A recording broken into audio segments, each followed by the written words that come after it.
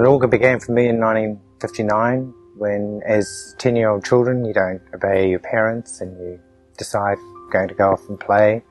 This all happened in the Transcaucasus of southern Russia, of the USSR at the time. And we were told not to go down into the caves, not to go away, because there were people that, you know, could harm us. Well, being children, we didn't listen. And my sister and I went away, and at that time in Soviet Russia was denouncement of families, and friends were doing it to anybody and everybody. And they wanted us to denounce my parents for their political beliefs and their family heritage.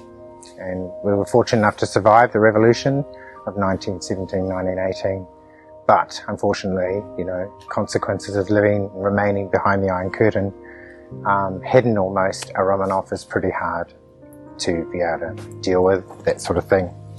So we were playing and we were caught and we were taken away and tortured 14 hours, pretty much. We wouldn't denounce our parents, so they drowned my sister in a puddle. That was really the beginning and the end for me. You know, so still raw.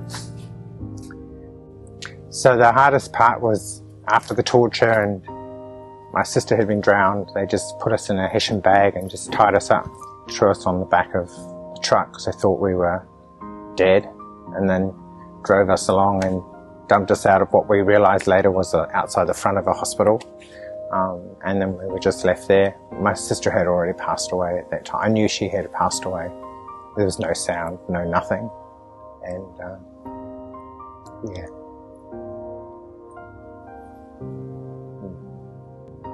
Yeah, so for me, it was at night time was the hardest, because being in that bag, it was like dark and just a nightmare, and then having to deal with that in the reality of daylight was the hardest thing, because it was the memory of the night, which is the memory of that. Yeah. Luckily enough, I managed to be lucky enough to meet these amazing people that actually helped me to deal with those and face them and work on those issues. So today I can say that I can still with emotion talk about it, but I know it doesn't affect my life.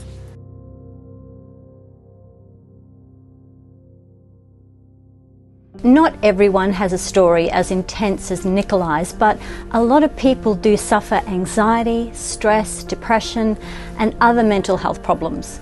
This results in sick days, poor productivity, drama, conflict, staff turnover, workplace legal claims, and even suicide. 8 people commit suicide in Australia every day, and it's the highest cause of death in adults under the age of 45. And positive steps need to be put in place to control this devastating problem. Look, it's interesting that with positive mindfulness cognition training, another world opens up and you begin to learn amazing techniques that positively change the way you think forever. The outcomes are improved mental resilience, better coping abilities, the elimination of drama and bad behaviour, and dramatic improvements in relationships and work productivity. Look, having the skills to manage life stresses, work challenges, being able to communicate and positively engage with everyone around you is something that will benefit you every day in every area of your life. Out of all of the training, you may consider positive mindfulness cognition is the one that will make you a better person, a better worker, a better manager, and a better partner. And in business, it creates more productivity and a happy team, and it eliminates conflicts, mistakes, drama, as well as get a better bottom line. So out of my training for positive mindfulness cognition, I picked up a lot of traits that could actually become useful in everyday life moving forward. And one of them is troubleshooting, where I can actually just look at a positive things rather than the negative. So the glass is never half empty, it's always full. Or if it's not full, it's going to be full. So I kind of look at things like that. And that's been like one of the biggest things. So everything has a positive spin rather than a negative. Another thing I've noticed out of the PMC training is I've got rid of drama and conflict out of my life. Using the techniques that Elizabeth and John have taught me have helped me to eliminate the nightmares out of my life.